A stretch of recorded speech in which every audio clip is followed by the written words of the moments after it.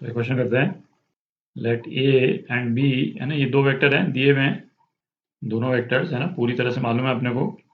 अच्छा, if C is a vector such that, एक तो ए डॉट सी दे रखा है, एक सी माइनस ए का मैग्नीट्यूड दे रखा है, और angle between A cross B and C ये दे रखा है। तो इसकी वैल्यू पूछिए अपने को, इस क्रॉस प्रोडक्ट के मैग्नीट्यूड की वैल्यू पूछिए।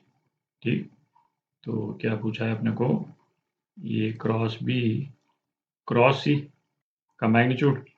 तो ये जो है वो क्या हो जाएगा, magnitude of A cross B magnitude of C into sine of, है ना, इन दोनों के बीच में एंगल थीटा। तो अपने को है ना ये तीन क्वांटिटी चाहिए बेसिकली। अच्छा, थीटा अपने को मालूम है क्या दे रखा है, 30 डिग्री। तो साइन थीटा ये तो क्या हो गया, ये तो 1/2 हो गया, है ना, इसको तो यहीं पे डाल देते हैं।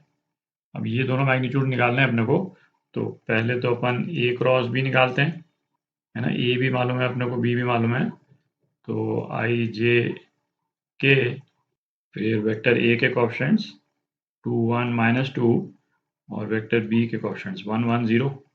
तो ये क्या जाता है, 2i - 2j प्लस के।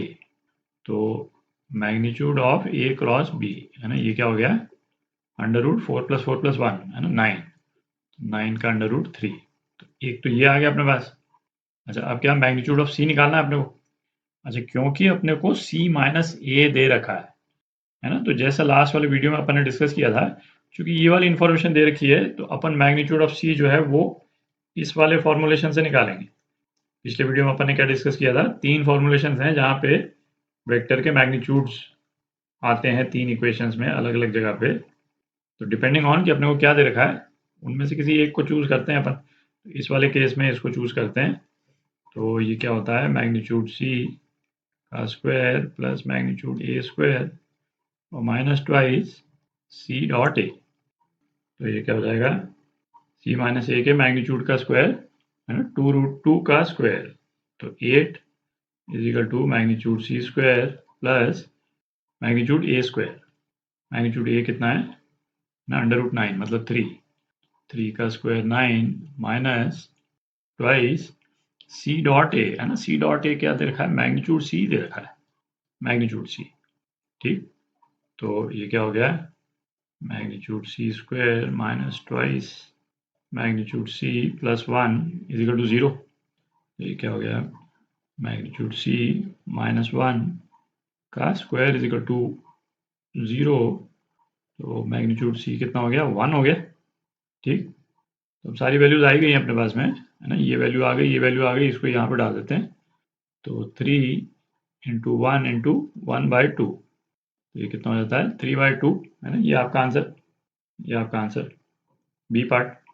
तो क्वेश्चन करते हैं, let the vectors A B C and D be such that, ये जो एक्सप्रेशन दे रखा है इसको लिख लेते हैं एक बार, ए क्रॉस बी क्रॉस सी क्रॉस डी, ये क्या, 0 के बराबर।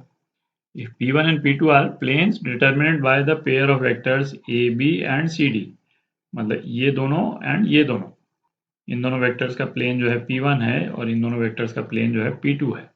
तो एंगल बिटवीन P1 P2 पूछा है। अब आप देखें, है ना, A क्रॉस B, इस वेक्टर को यदि अपन U बोलते हैं और इस वेक्टर को V बोल देते हैं, U क्रॉस V क्या है, 0 है। इसका मतलब U और V के बीच का एंगल क्या है, 0, है ना, U जो है वो V को पैरेलल है। तो इसको यदि अपन विजुलाइज करें, है ना, सिचुएशन कुछ इस टाइप की दिखेगी ना, एक 3D स्पेस बनाते हैं। तो ये 3D स्पेस अपन ने बना ली। अच्छा, ए क्रॉस बी का कोई भी डायरेक्शन अपन ले लें, उससे फर्क तो पड़ता नहीं। तो अपनी सहूलियत के लिए, है ना, ये वर्टिकली अपवर्ड जो डायरेक्शन है ये ले लेते हैं अपन।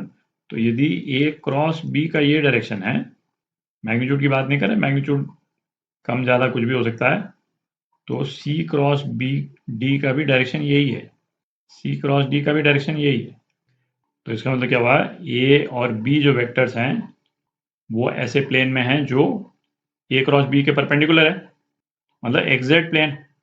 ए और बी यदि अपन बनाएं तो कुछ इस टाइप के बनेंगे, है ना, साइज कुछ भी हो फर्क नहीं पड़ता है। ए क्रॉस बी यदि अपन ने बनाया तो ए क्रॉस बी का प्लेन जो है वो कौन सा हो गया, एक्स जेड प्लेन। और इसी तरह से सी क्रॉस डी का भी प्लेन जो है वो क्या हो जाएगा, है ना, एक्स जेड प्लेन ही हो जाएगा, C D. C cross D जो है वो एक्स जेड प्लेन के परपेंडिकुलर है, तो दोनों के प्लेन्स कौन से हो गए? Exact plane. तो दोनों के प्लेन्स के बीच में एंगल क्या हो गया? 0। ये आपका आंसर।